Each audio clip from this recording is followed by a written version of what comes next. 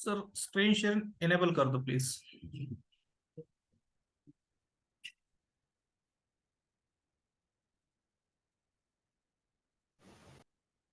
Okay thank you. चलो बच्चों screen दिख रही है। Directional non directional properties of ionic as well as covalent bond. ठीक है आगे बढ़े।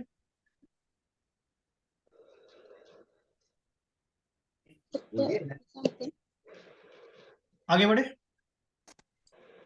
Yes sir. ओके चलो चलो चलो आगे बढ़ते यस हैं। सर। Okay good.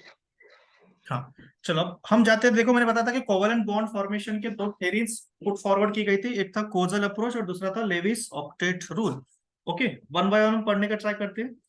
तो इफ आई आस्क यू, जो कोजल और लेविस अप्रोच में हमें लेविस थ्योरी जो है वो काफी एक्सेप्टेबल थ्योरी, बिकॉज उसमें हम ऑक्टेट रूल के बारे में स्टडी करने वाले हैं। So what is octet rule if I ask you, anyone? What is octet rule if I ask you?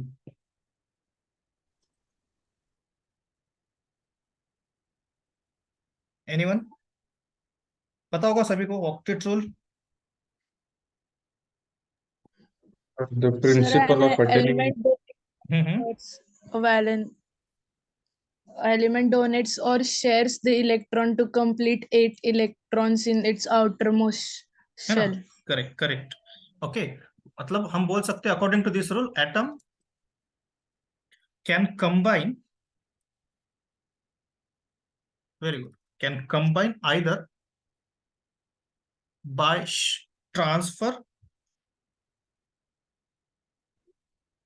Transfer of valence electron और by sharing of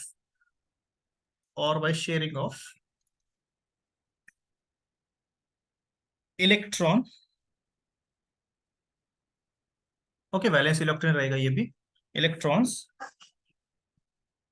in order to an octet. Octet का meaning भी है 8 electrons in its valence shell, octet in their valence shell, ये आपको octet rule बोलता है। अगर ऐसा करने से वो जो भी एलिमेंट है वो नोबल गैसेस की तरह इलेक्ट्रॉनिक कॉन्फ़िगरेशन अचीव कर लेते हैं और वो खुद को स्टेबल कर लेते हैं या फिर स्टेबल मान लेते हैं। ठीक है एक्चुअली कोई भी एलिमेंट कितना भी बॉन्ड फॉर्मेशन कर ले वो एग्जैक्ट नोबल गैस के इतना स्टेबल नहीं हो सकता। ओके 100% कभी भी कोई भी दूसरे के जैसा बन नहीं सकता। हाँ ट्राई करेगा 99% बनेगा बट कंप्लीट नहीं बन सकता। Okay so they just try to stable like inert gases, but उतना ज्यादा स्टेबिलिटी उनके अंदर नहीं आ पाती। Remember this thing. ओके तो हमारे लिए इनर्ट गैस जो रहेंगे बच्चों वो रेफरेंस रहेंगे, वो स्टेबल है मतलब उनके जैसा बाकी के एलिमेंट स्टेबल होने का ट्राई करते हैं। दैट्स व्हाई ऑक्टेट रूल में ये बोला गया कोई भी एलिमेंट आइदर वो कंप्लीटली ट्रांसफर करे इलेक्ट्रॉन्स या फिर शेयरिंग करे। ऐसा करने से उसके वैलेंस शेल में अगर 8 इलेक्ट्रॉन्स आते हैं तो वो अपना ऑक्टेट कंप्लीट करता है, मतलब वो स्टेबल बनता है। ये ऑक्टेट रूल की डेफिनेशन थी, नहीं होती है। ठीक है इसके पहले कोजल अप्रोच भी आया था। कोजल अप्रोच ने उन्होंने क्या बोला था कि जो भी एटम्स होंगे वो एटम्स क्या कर सकते हैं। लेट्स से अगर मैं बात करूं इलेक्ट्रो पॉजिटिव और इलेक्ट्रो नेगेटिव की, उसमें अगर फॉर्मेशन ऑफ नेगेटिव आयन है और फॉर्मेशन ऑफ पॉजिटिव आयन है उनके बीच में क्या होगा, इलेक्ट्रोस्टैटिक फोर्स ऑफ अट्रैक्शन रहेगा, जिसकी वजह से क्या होगा, बॉन्ड फॉर्मेशन होगा। वो हमने देख लिया ऑलरेडी आयनिक बॉन्ड फॉर्मेशन में। ठीक है तो मैं डायरेक्टली लेविस थ्योरी पे आ रहा हूँ, ऑक्टेट रूल पे आ रहा हूँ। ओके नाउ अगर मैं एक एग्जांपल लूं बच्चों, सिंपल सा एग्जांपल लेता हूं CH4 का, CH4 मॉलिक्यूल्स का। अब ये CH4 के लिए आपको कार्बन का इलेक्ट्रॉनिक कन्फर्मेशन पता है। डायरेक्टली मैं लिख रहा हूं 1s2 2s2 अगेन 2p2 और हाइड्रोजन का लिख रहा हूं 1s1। ओके 1s1 देखो याद रखना मैं यहाँ पे एक्सेप्ट लिखता हूं, एक्सेप्ट जो ऑक्टेट रूल है एक्सेप्ट हाइड्रोजन एंड हेलियम, ये रूल काम नहीं आएगा because they form as they achieve या फिर they follow duplet rule. Duplet मतलब उनके लास्ट में कितने इलेक्ट्रॉन आने चाहिए, 2 इलेक्ट्रॉन, डुप्लेट रूल। तो ये हाइड्रोजन की बात हो रही है 1s1 है, ऐसे 4 हाइड्रोजन से मतलब 1s1 4 टाइम्स हो जाएंगे और 1 कार्बन है। तो क्या बोल सकता हूं मैं कि एक कार्बन का लेट से मैं अगर ऐसे इलेक्ट्रॉन्स पे ले रहा हूं अभी के लिए जस्ट। ओके तो एक कार्बन के 4 इलेक्ट्रॉन्स और सिंगल हाइड्रोजन के एक एक इलेक्ट्रॉन्स अगर मैं यहाँ पे कंबाइन कर दूं तो हम बोल सकते हैं कि कार्बन 4 बॉन्ड बनाएगा, उसकी कोवेलेंसी अचीव कर लेगा। हाइड्रोजन की कोवेलेंसी 1 ही होती है तो वो उनकी कोवेलेंसी अचीव कर लेंगे। तो यहाँ पे अब अगर आप देख सकते हो कार्बन ने जो 4 बॉन्ड्स बनाए हैं उसकी वजह से उसके वैलेंस शेल में अब पहले 4 इलेक्ट्रॉन थे, अभी कितने इलेक्ट्रॉन ऐड हो गए, फिर से 4। तो अगर आप काउंट करोगे, अगर मैं ऐसे इसको राउंड से रिप्रेजेंट करूं तो carbon now has 8 electrons in its valence shell as well as hydrogen has 2 electrons in its valence shell. You can just count this. So both are get stability by following this octal as well as duplet rule। दोनों भी octet या फिर duplet rule जो follow कर रहे हैं उसके वजह से दोनों भी क्या बन रहे हैं, स्टेबल बन रहे हैं। तो मैं बोल सकता हूँ CH4 जो मॉलिक्यूल है, ओके, मीथेन जो है वो स्टेबल है as compare to individual carbon as well as individual hydrogen. Getting simple sir बोले, राइट? Yes, sir. यस। तो क्या होता है बच्चों, ये जो ऑक्टेट रोल में हमने जो देखा अभी, स्टेबिलिटी पाने के लिए एटम क्या करते हैं, ट्राई करते हैं अपने इलेक्ट्रॉन शेयर या फिर ट्रांसफर करने का, जिसकी वजह से उनको स्टेबिलिटी मिलती है। इसके लिए लेविस ने कुछ डेजिग्नेशन या फिर कुछ सिग्निफिकेंस ड्रॉ किए थे कि कैसे कैसे एटम अपने इलेक्ट्रॉन शेयर या फिर ट्रांसफर करके बॉन्ड फॉर्मेशन करते हैं, जिसकी वजह से उनके अंदर हम रिप्रेजेंट कर सकते हैं कि 8 इलेक्ट्रॉन्स हुए या नहीं हुए। उनको बोला जाता है लेविस सिंबल्स। लेविस सिंबल्स क्या होता है, जब भी कोई फॉर्मेशन ऑफ मॉलिक्यूल होता है तो ओनली आउटर शेल के इलेक्ट्रॉन से पार्टिसिपेट करते हैं बॉन्ड फॉर्मेशन में, ये आपको पता होगा। ओनली वैलेंस शेल के इलेक्ट्रॉन ही पार्टिसिपेट करेंगे। इसका बेस्ट एग्जांपल कैसे देंगे, अगर मैं लेट से ग्लास ऑफ वाटर लूं, ओके, ग्लास ऑफ वाटर में अगर मैं फर्स्ट ऑफ ऑल एक टैबलेट ऐड कर दूं, टैबलेट कैसा होगा मेरा, लेट से जो भी स्पेरिकल शेप हो या जो भी शेप का एक टैबलेट होगा, वो अगर मैं ऐड कर दूंगा तो पहले उस टैबलेट के जो सरफेस के ऊपर का हिस्सा रहेगा या फिर जो सरफेस के ऊपर के एटम्स रहेंगे वो पहले डिसॉल्व होंगे उस वाटर के साथ, वो पहले रिएक्ट करेंगे। उसके बाद जैसे जैसे सरफेस के मॉलिक्यूल्स कंज्यूम होते रहेंगे उसके बाद बल्क मतलब अंदर के जो मॉलिक्यूल्स है या फिर एटम्स है वो वाटर मॉलिक्यूल के साथ रिएक्शन करेंगे और तब जाके वो एक टाइम के बाद सॉल्यूशन मेरा होमोजेनियस बनेगा। गेटिंग? उसी के जैसा जब भी एटम किसी और एटम के साथ रिएक्ट करता है तो उसके जो वैलेंस शेल के इलेक्ट्रॉन्स होते हैं वही बॉन्ड फॉर्मेशन में पार्टिसिपेट करते हैं, इनर कोर इलेक्ट्रॉन्स पार्टिसिपेट नहीं करते। Always remember this thing. I hope this thing is clear to all of you, right? Inner core electrons कभी पार्टिसिपेट नहीं करेंगे, only valence shell electrons, valence shell electron only participate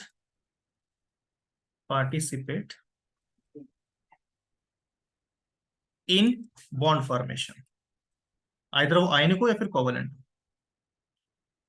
okay, तो अब ये valence shell के electrons participate करने के बाद कोई ऑक्टेट अचीव कर रहा है या फिर नहीं कर रहा है, उसको डेजिग्नेट करने के लिए लेविस ने सिंबल्स दिए थे, उनको हम बोलते हैं बच्चों लेविस सिंबल्स। ओके, उसको हम बोलते हैं लेविस सिंबल्स। ओके, उनको हम बोलते हैं लेविस सिंबल्स। जैसे कि लेविस सिंबल्स, ठीक है, जैसे कि इनका सिग्निफिकेंस क्या है वो भी बताऊंगा मैं। सबसे पहले लेविस सिंबल कैसे ड्रॉ करेंगे, जैसे लिथियम का वैलेंस शेल में कितने इलेक्ट्रॉन है बच्चों, चलो फास्ट बताओ। लिथियम का बताओ, बेरिलियम का बताओ, एनीवन टेल मी।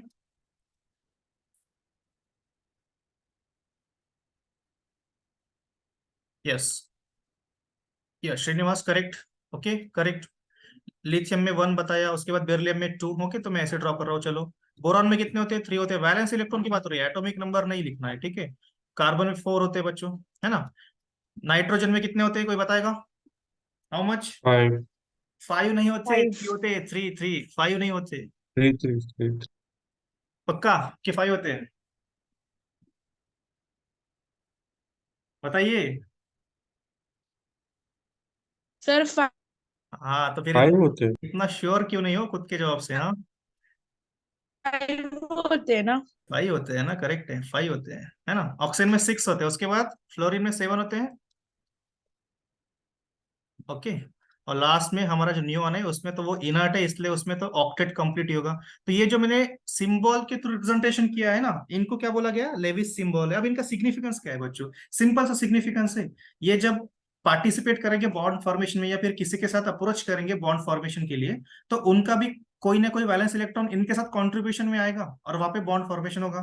तो लेविस सिंबल या फिर लेविस थ्योरी या फिर ऑक्टेट रूल, बॉन्ड फॉर्म होगा या नहीं होगा उसके बारे में नहीं बताता है बच्चों। ऑलवेज रिमेम्बर, अभी तक हमने जो थ्योरी पढ़ी है या फिर पढ़ रहे हैं, ये कोई भी थ्योरी बॉन्ड फॉर्म हो रहा है या नहीं हो रहा है उसके बारे में नहीं बताता है। ये जस्ट रिप्रेजेंटेशन है कि ऐसा होने से वो बॉन्ड स्टेबल बन सकता है अगर उनके वैलेंस शेल में 8 इलेक्ट्रॉन्स आते होंगे तो। We are just right now representating the atoms by their electrons which are present in valence shell. हम कोई भी बॉन्ड फॉर्म की स्टेबिलिटी अभी तक नहीं पढ़ रहे। वी डोंट नो कि यहाँ पे बॉन्ड बनेगा या फिर नहीं बनेगा, बस वी आर जस्ट प्रेडिक्टिंग कि ऐसा अगर हुआ तो वो मॉलिक्यूल स्टेबल बनेगा। कैसे बनेगा? Because they are following octet rule. Getting? Example के तौर पे समझाता हूँ। लेविस सिंबल देख लिया हमने। देखो लेविस सिंबल का सिग्निफिकेंस भी क्या है? The number of dots around the symbol represent the number of valence electron. जैसे कि मैंने बता दिया, इसमें 1 होते हैं, इसमें 2 होते हैं, इसमें 3 होते हैं, इसमें 4, 5, 6, 7 एंड 8। तो 8 वाला तो ऑलरेडी स्टेबल है, तो ये तो बॉन्ड फॉर्मेशन में पार्टिसिपेट करने ही नहीं वाला। ओके, अब ये जो नंबर है, ये जो नंबर है valence electron, this number of valence electrons are help to calculate the group valence of that element. ये जितने भी आपको वैलेंस इलेक्ट्रॉन दिख रहे हैं, इनका हम यूज करके उनका ग्रुप वैलेंस निकाल सकते हैं बच्चों। Always remember. और ये जो ग्रुप वैलेंस होता है जनरली ये either equal to the number of dots in Lewis symbol होता है, या फिर it is equal to 8 minus the number of dot structure of valence electron. इस पे मैं आने वाला हूं अभी। ग्रुप वैलेंस क्या होता है? आइदर वो होता है equal to the number of dots in Lewis symbol, जैसे कि लिथियम के केस में ग्रुप वैलेंस इसका 1 हो जाएगा, ओके, इसका 2 हो जाएगा, इसका 3 हो जाएगा। आइदर ऐसे होगा या फिर 8 माइनस नंबर ऑफ डॉट्स और वैलेंस इलेक्ट्रॉन्स, दोनों में से एक होगा। जैसे कि लिथियम के केस में एक इसका लेविस सिंबल अगर मैं बता रहा हूं, इसका मतलब इसका ग्रुप वैलेंस भी 1 होगा, इसलिए फर्स्ट ग्रुप में आता है। ओके, उसका मतलब उसके लास्ट ऑर्बिट में एक ही वैलेंस इलेक्ट्रॉन है। जैसा बेरिलियम सेकंड ग्रुप में आता है। उसके बाद बोरॉन जो है बच्चों, ओके, अब ये बोरॉन जो है आपको पता है इसका ग्रुप नंबर तो 13 होता है, बट मैं लेविस सिंबल के हिसाब से इसको ग्रुप वैलेंस में कैटेगराइज करूं तो इसका ग्रुप वैलेंस क्या हो जाएगा? एनीवन? 3 हो जाएगा।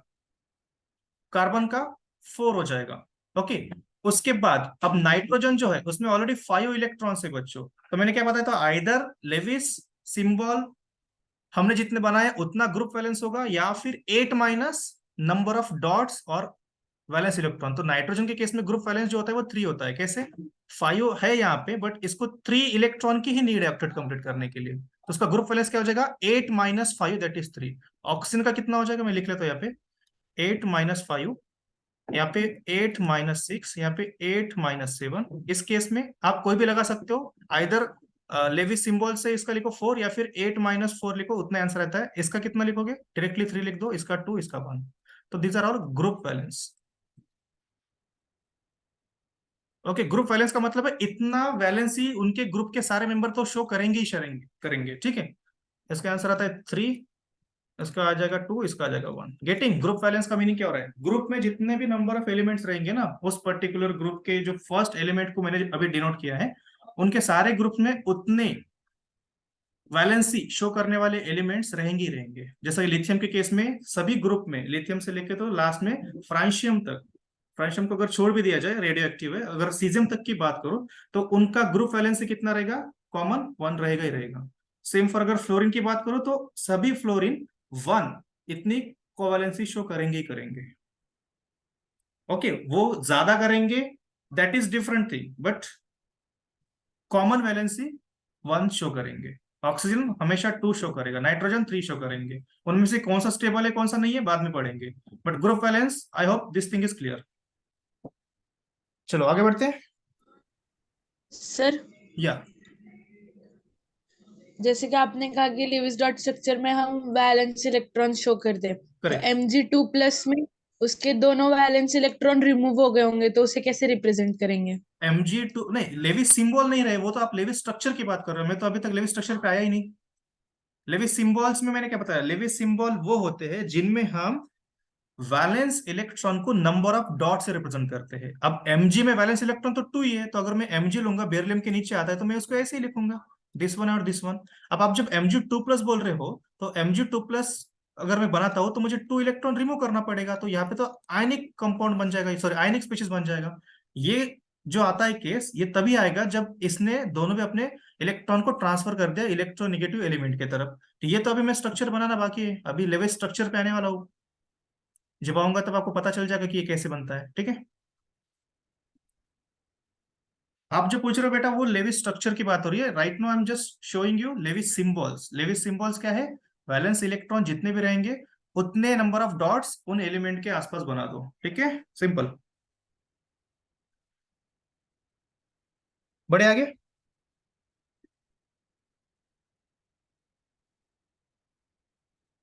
आगे बढ़े, अरे बताइए। Yes, sir. चलो लेविस स्ट्रक्चर पे आता फिर अभी। ओके, अब Lewis structure, Lewis structure, okay, अब लेविस स्ट्रक्चर क्या है? लेविस ने रिप्रेजेंट किया था कि जो भी डॉट हमने अभी बनाए थे वैलेंस इलेक्ट्रॉन के डॉट की फॉर्म में, वो जो डॉट्स बनाने की वजह से जो भी पर्टिकुलर मॉलिक्यूल का फॉर्मेशन हो रहा है, जिसकी वजह से ऑक्टेट कंप्लीट हो रहा है या फिर नहीं हो रहा है, उसकी हम स्टडी कर पाते हैं। ऐसे रिप्रेजेंटेशन को लेविस ने लेविस स्ट्रक्चर बोला है, ठीक है। एक दो एग्जांपल से समझाऊंगा तो सीधा आपको समझ में आएगा। पहले डेफिनेशन लिख लो। The dots represents electrons, such structures such structures are referred as, okay, referred as Lewis dot structures। अभी ये जो डेफिनेशन लिखी है मैं एक एलिमेंट के लिए लिखी है, ओके। इसमें अगर more than two one element आ जाएगा तो वहां पे हम मॉलिक्यूल के फॉर्म में लेविस स्ट्रक्चर पढ़ेंगे, ठीक है। जैसे कि इसके पहले मैंने बताया था एलिमेंट के लिए अगर मुझे कार्बन का लेविस डॉट स्ट्रक्चर बनाया था ओनली कार्बन का, तो मैं ऐसे ही बनाऊंगा बिकॉज इसके वैलेंस इलेक्ट्रॉन 4 ही होते हैं, ओके। ये स्टेबल नहीं है, ओके। अब जब मैं लेविस स्ट्रक्चर बनाऊंगा तो उनका ये इरादा था, ऐसा बोल सकते हैं, फिर स्ट्रक्चर का रिप्रेजेंटेशन ऐसा करना था उनको जिसकी वजह से ईच एंड एवरी मॉलिक्यूल्स अपना ऑक्टेट या फिर डुप्लेट रूल फॉलो करे, ठीक है। हम वो देखने वाले हैं अच्छे से। चलो, तो लेविस स्ट्रक्चर अगर मुझे बनाना हो, लेट से एग्जांपल लेता हूं मैं H2O का बच्चों। तो H2O में कैसे बनाएंगे लेविस स्ट्रक्चर, उसके पहले ब्रीफ इंट्रोडक्शन देने से पहले एक जस्ट नॉर्मली आपको बनाने का ट्राई करता हूं मैं। देखो ऑक्सीजन जो है, ऑक्सीजन के पास 6 वैलेंस इलेक्ट्रॉन है, 1 2 3 4 5 एंड 6 मैंने बना लिए। हाइड्रोजन के पास एक ही है, इस हाइड्रोजन के पास भी एक ही है, ठीक है। तो अब हाइड्रोजन और ऑक्सीजन का एक एक वैलेंस इलेक्ट्रॉन जब शेयरिंग में आएगा, ओके, बिकॉज यहाँ पे आपको पता होगा ये जो बॉन्ड बनता है 3.5 और 2.1 मतलब 1.4 का डिफरेंस है, मतलब यहाँ पे थोड़ा कोवलेंट बॉन्ड कैरेक्टर ज्यादा है, ओके। तो यहाँ पे जो बॉन्ड बनेगा H और O के बीच में, हाइड्रोजन का एक इलेक्ट्रॉन और O का एक इलेक्ट्रॉन, इस साइड में भी हाइड्रोजन का और ऑक्सीजन का एक इलेक्ट्रॉन। तो ये जब अगर मैं इसको स्पेरिकल या फिर सर्कल से ड्रॉ करूं तो ऑक्सीजन के पास देखो अभी 8 इलेक्ट्रॉन्स हो गए वैलेंशियल में, और हाइड्रोजन के पास 2 इलेक्ट्रॉन्स। तो हाइड्रोजन अपना डुप्लेट कंप्लीट कर रहा है और ऑक्सीजन अपना ऑक्टेट। तो इसके मैं बोल सकता हूँ कि ये जो मैंने स्ट्रक्चर रिप्रेजेंट किया है इसी को हम बोलते हैं लेविस स्ट्रक्चर या फिर Lewis dot structures, okay. Lewis dot structures ये H2 मॉलिक्यूल के लिए, और कार्बन के लिए मेनली ऐसे बना लूंगा बिकॉज कार्बन के पास ओनली 4 इलेक्ट्रॉन्स होते हैं। अब मुझे किसी ने एक क्वेश्चन पूछा था अभी कि सर Mg2+ के केस में कैसे बनाओगे, तो पहले मैं Mg का अगर बना था तो कैसे बना था, ऐसे बना था। और मैं अगर Mg2+ का बनाऊंगा, Mg2+ का, तो सिंपल है, Mg2+ के बाद उसके वैलेंस इलेक्ट्रॉन कौन हो जाएगा अगर मैं आपको बताऊं, तो वो 10 आ जाएंगे, सॉरी 8 आ जाएंगे। तो Mg को मैं ऐसे रिप्रेजेंट करूंगा, Mg2+ को Mg 1 2 3 4 5 6 7 8 और ये 2+, ठीक है। अभी किसी ने मुझे क्वेश्चन किया था Mg2+ को रिप्रेजेंट कैसे करेंगे, तो ऐसे करेंगे बिकॉज जैसे 2 इलेक्ट्रॉन्स निकल गए बच्चों, उसके वैलेंस इलेक्ट्रॉन जो रह जाएंगे ना, वो पहले 2 8 2 था, अभी 2 इलेक्ट्रॉन रिमूव के बाद 2 8 होगा, तो अभी 8 जो है वो मेरे वैलेंस इलेक्ट्रॉन्स है Mg2+ के केस में। तो इसलिए मैंने Mg में 8 इलेक्ट्रॉन्स को सराउंड कर दिया, वो रहेगा मेरा Mg2+ का डॉट स्ट्रक्चर, ठीक है, क्लियर है।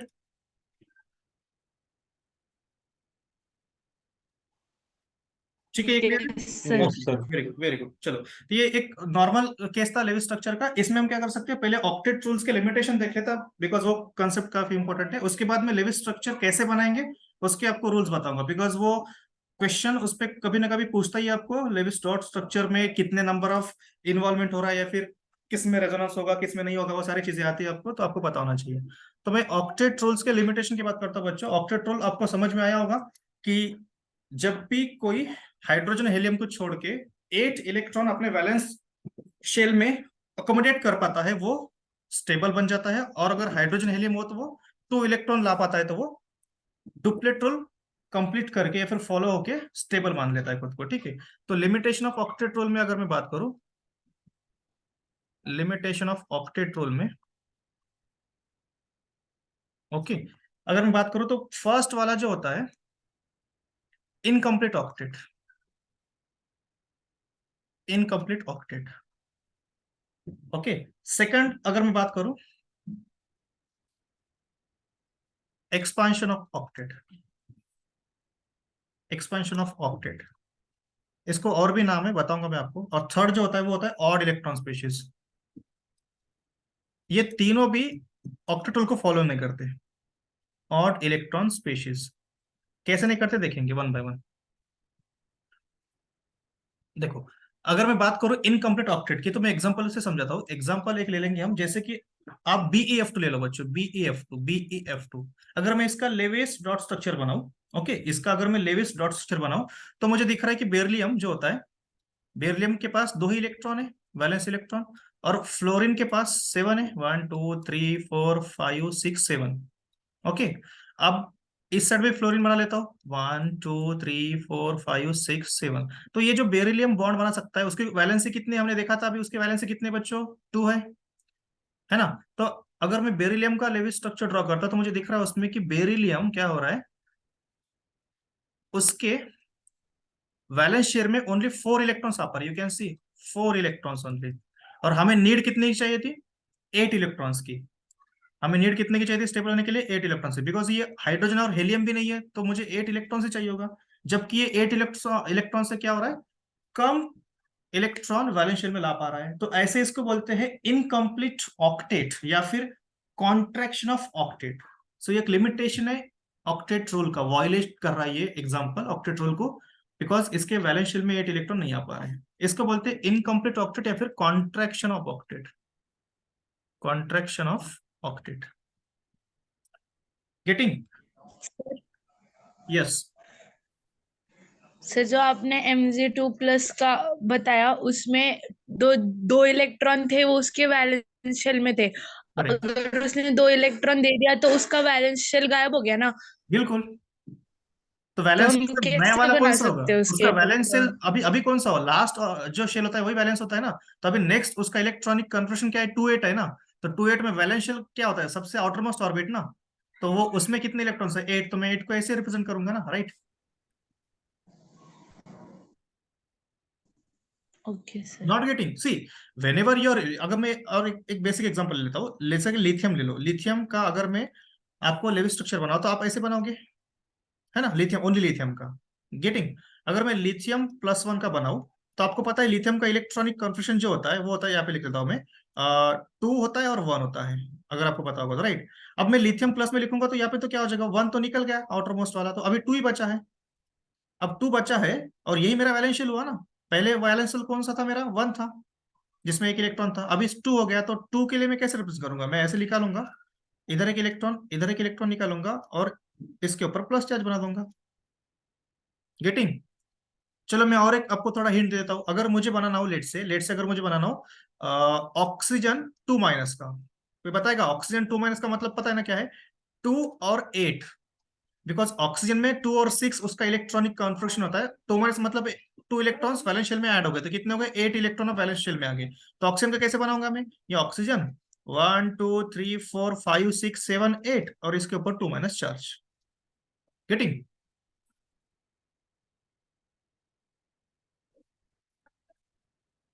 गेटिंग? Yes sir.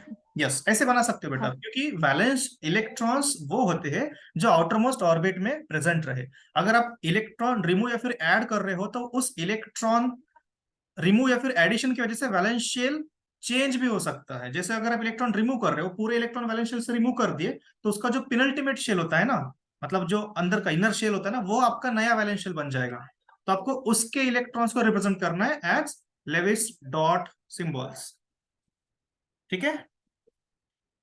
ओके, चलो आगे बढ़ते हैं, फिर से हम सेम क्वेश्चन पे आ गए, लिमिटेशन ऑफ ऑक्टेट रूल। तो बच्चों मैं आपको एग्जांपल दे रहा हूं, मुझे बताना ये वॉयलेट कर रहे हैं या नहीं कर रहे हैं ऑक्टेट रूल को, इनमें से कौन सा वॉयलेट कर रहा है कौन सा नहीं कर रहा है, ठीक है। तो मैं दे रहा हूं आपको BF3, CH4, AlCl3, BCl3।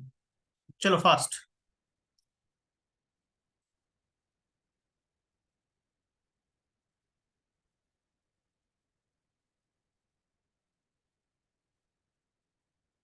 चलो, anyone? Contraction of octet rule में इन चारों में से कौन सा नहीं आएगा? My question is which of this four is not showing the incomplete octet? इसका मतलब वो ऑक्टेट रूल को फॉलो करेगा। ऐसा कौन सा है? सर ये yes, very good, CH4, only CH4 यही ऑक्टेट रूल को फॉलो करेगा, बाकी तीनों भी नहीं करेंगे, है ना? किसी ने, श्रीनिवास आपने BF3 लिखा है, मैंने BF3 जो आप देख रहे हो मैं उसका आपको एक्सप्लेनेशन दे दूंगा, वो ऑक्टेट रूल को फॉलो नहीं करेगा, ओनली CH4 करेगा। Very good Srinivas, okay. Okay, मैं एक आपको BF3 में कंफ्यूजन होगा तो बता देता हूँ। बोरॉन का इलेक्ट्रॉनिक कंफर्मेशन होता है 2 और 3, इसके वैलेंस शेल में 3 इलेक्ट्रॉन है, मतलब बोरॉन ऐसा हो जाएगा 1 2 3। फ्लोरीन का मैंने इसके पहले बना रखा है 1 2 3 4 5 6 7, अगेन 1 2 3 4 5 6 7, अगेन 1 2 3 4 5 6 7। तो देखो बोरॉन आपको 3 बॉन्ड बनाएगा, तो जब वो 3 बॉन्ड बना रहा है, जब वो 3 बॉन्ड बना रहा है तो उसके वैलेंस शेल में ओनली 6 इलेक्ट्रॉन्स ही हो रहे हैं। ओके, और हमें कितने की नीड है बच्चों? हमें नीड है 8 की। तो ये भी क्या है, 6 इलेक्ट्रॉन रूल को फॉलो कर रहा है, जबकि 8 इलेक्ट्रॉन को फॉलो करना चाहिए था।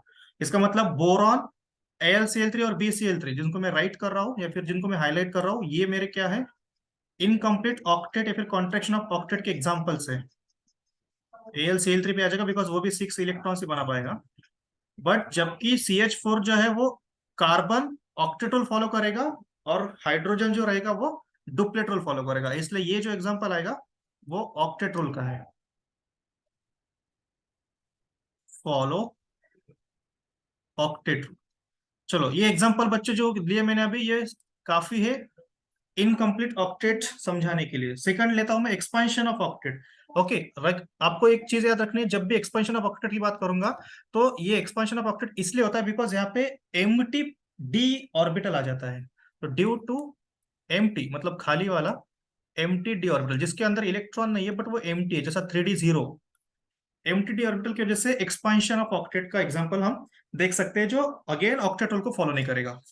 For example PCl5, okay, PCl5, again SF6, again ClF3, again BrF5, again IF7, etcetera. ठीक है, ये जो एग्जांपल्स है इसमें आप देख सकते हो। अगर कोई बताएगा मुझे डायरेक्टली PCl5 में वैलेंस इलेक्ट्रॉन कितने आ रहे हैं बच्चों, PCl5 में वैलेंस इलेक्ट्रॉन कितने आ रहे हैं? 10 10 आ रहे, वेरी गुड, अरे वाह वेरी गुड। चलो मैं लिख लेता हूँ फिर, PCl5 में 10 इलेक्ट्रॉन्स आ गए। आगे बढ़ो, सल्फर में कितने आ रहे? 12 12 आ रहे, वेरी गुड। ClF3 में कितने आ रहे? ClF3 एकदम सिंपल है। क्लोरीन में कितने होते हैं? 7, और फ्लोरीन का एक एक ऐड कर दो, इसमें भी 10 आ रहे, मतलब जैसा फास्फोरस में आपने 5+5 किया, यहाँ पे 7+3। क्लोरीन के वैलेंस इलेक्ट्रॉन कितने होते हैं? 7। फ्लोरीन कितने देगा? इंडिविजुअल 1 1 इलेक्ट्रॉन देगा, तो 10 हो गए। गेटिंग? अगेन ब्रोमीन, ब्रोमीन के वैलेंस शेल में कितने होते हैं? 7। फ्लोरीन 5 दे रहा है, मतलब अगेन ये 12 हो जाएगा। करना क्या है आपको, सेंट्रल एटम जो है बच्चों उसका वैलेंस इलेक्ट्रॉन लेना है, और जो साइड एटम्स है उसका नंबर ऑफ एटम्स को ऐड कर देना है। IF7 में बताओ, कोई बता सकता है IF7 में कितना होगा?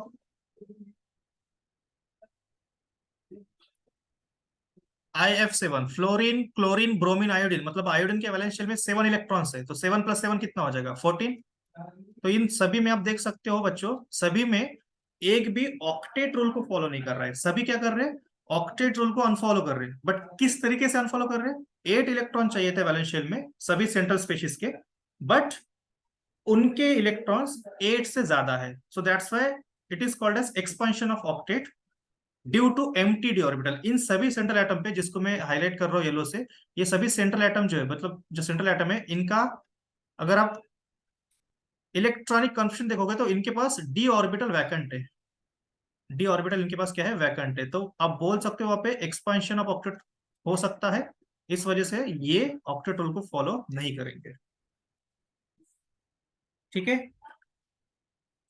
ये क्लियर है या फिर किसी को एग्जांपल्स के थ्रू समझ आना है? चलो फास्ट बताओ,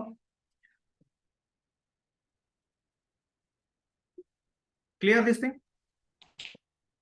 क्लियर है sir.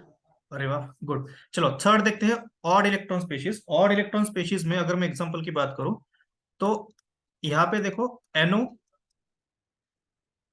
NO2, ClO2, etcetera etcetera.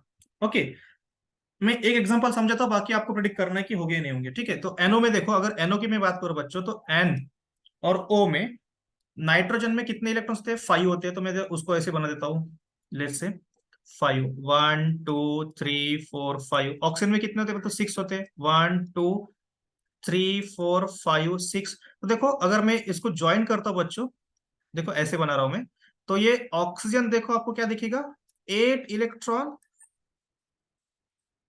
Reach कर रहा है। इसका मतलब ऑक्सीजन तो अपना ऑक्टेट कंप्लीट कर पा रहा है, बट नाइट्रोजन देखो बच्चों, अगर मैं काउंट करूंगा तो नाइट्रोजन के पास टोटल 7 इलेक्ट्रॉन्स ही हो रहे हैं। तो 7 इलेक्ट्रॉन्स जो है, ये जो नंबर है 7, वो ऑड है। तो इसको ऐसे स्पेसिस को हम ऑड इलेक्ट्रॉन स्पेसिस बोलते हैं। ऐसे स्पेसिस को हम क्या बोलेंगे? Odd electron species. इसके पहले हमने जो देखा था इनकम्प्लीट ऑक्टेट, उसमें इवन नंबर ऑफ इलेक्ट्रॉन थे, 4 6, है ना। इस केस में ऑड इलेक्ट्रॉन स्पेसिस का मतलब जो है, इसमें क्या रहेंगे, जो एक सेंट्रल एटम रहेगा उसका जो इलेक्ट्रॉन जो रहेगा काउंट, वो ऑक्टेट तो नहीं रहेगा, 8 तो नहीं रहेगा, बट क्या रहेगा, कोई ऑड नंबर रहेगा। जैसे कि यहाँ पे इस केस में क्या है, 7 है। इसी तरह आपको क्या करना है, NO2 और ClO2 का बना के चेक करना है। ठीक है, कर लोगे आप ये? कर लोगे?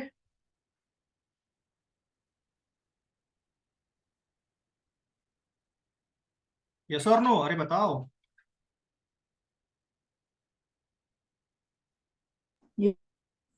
Yes sir.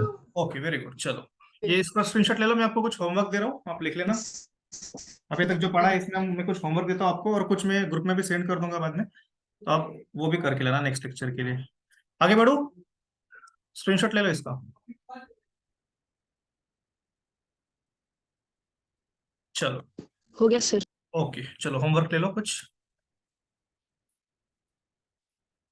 ओके, आपको क्या करना है, लेविस स्ट्रक्चर बनाने हैं। लेविस स्ट्रक्चर बनाने से पहले आप ये कर सकते हो कि इसमें आप प्रेडिक्ट करो कि,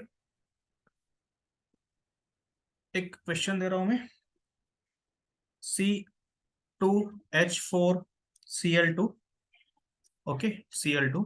बी दे रहा हूं CH3I, सी KCN, और डी जो है H2O2 है। ओके, इसमें यह है कि आपको ionic as well as covalent bond containing species बताना है। Containing species, okay. ये फर्स्ट रहेगा, स्पेशीज इज और आर, ठीक है। सेकंड, बच्चों देखो अभी जो मैंने आपको बताया था ना, यहाँ पे इनकम्प्लीट ऑक्टेट जो होता है उसको एक टर्म होता है, उसको आप हाइपोवैलेंट स्पेशीज बोलते हो। हाइपोवैलेंट मतलब, हाइपो का मतलब कम, और जो ज्यादा होते हैं ऑक्टेट से उसको हाइपर वैलेंट बोलते हैं, हाइपर वैलेंट। ठीक है, तो इसी पे क्वेश्चन दे रहा हूँ, हाइपर हाइपर वैलेंट पे क्वेश्चन दे रहा हूँ कि which of the species are hyper valent. Hyper valent species बताना है आपको। ओके, चलो इस पे क्वेश्चन ले लो,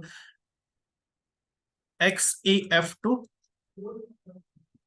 क्वेश्चन में आंसर एक से ज्यादा हो सकते हैं, ठीक है। CO3 2 माइनस, सी ले लो BF3, और डी ले लो PCl5, PCl5। ठीक है, ये भी क्वेश्चन लिख लो, आगे बढ़ता हूं मैं। Third,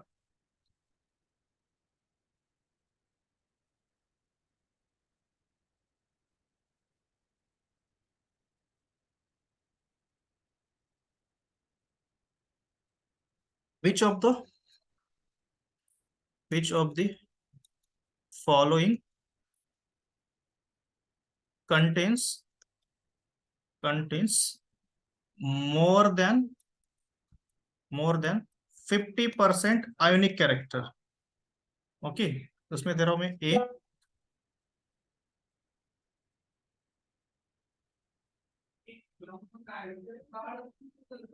Yes, in next lecture I can explain that what are typical elements as well as bridge elements. Okay, don't worry, Chanda.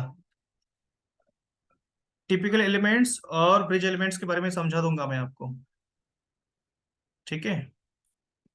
Simple है, टिपिकल और ब्रिज एलिमेंट्स आपको नेक्स्ट लेक्चर में समझा दूंगा, ठीक है। चलो ऑप्शन ले लो इसके। Okay sir. या ऑप्शन ले लो इसके। LiCl, let's say BF3, C, PCl5, D, HBr, ठीक है। ओके, फोर्थ ले लो, एक लास्ट एग्जांपल ले सकते हो। Maximum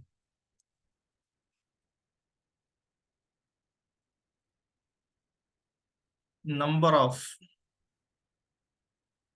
valence electrons containing species।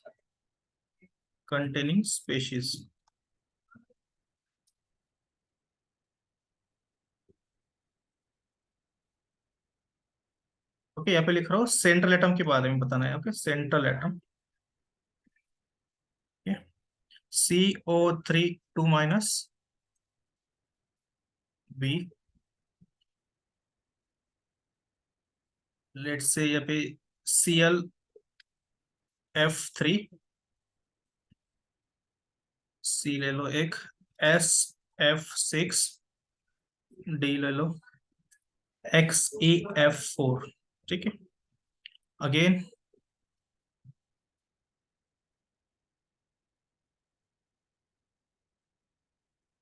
the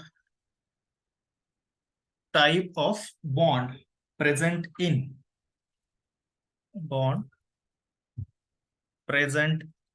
N2O5 R। First option है, शॉर्ट पे लिख रहा हूं थोड़ा, only covalent.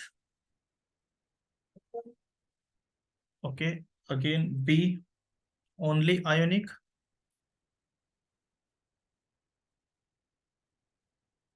Ionic and covalent. और D जो होगा कोवेलेंट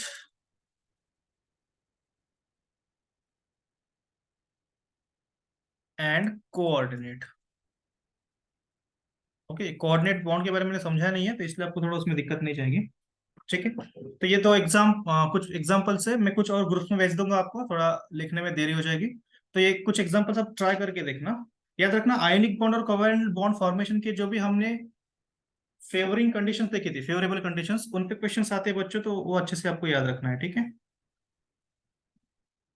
ये लिख लिया होगे तो एक क्वेश्चन और लिख देता हूँ, अगर आप बताओ, स्क्रीनशॉट ले लो।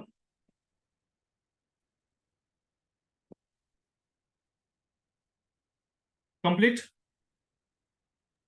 सर स्क्रीनशॉट ले लिया। ठीक है। लास्ट क्वेश्चन लिख लेता हूँ।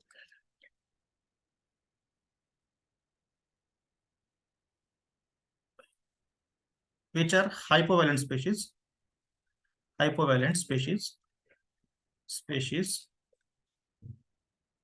एक, लेट से SO2 ले लो, दूसरा CO2 ले लो, तीसरा ले लो SnCl2, C option, and D option एक ले लो, NO2, ठीक है। ये भी करके लाना।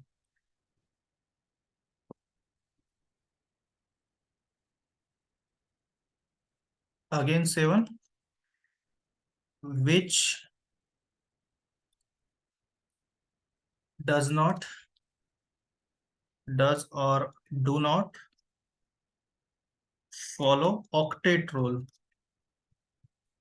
ओके, ए है आपका SO3, बी है आपका SF4, सी है SF2,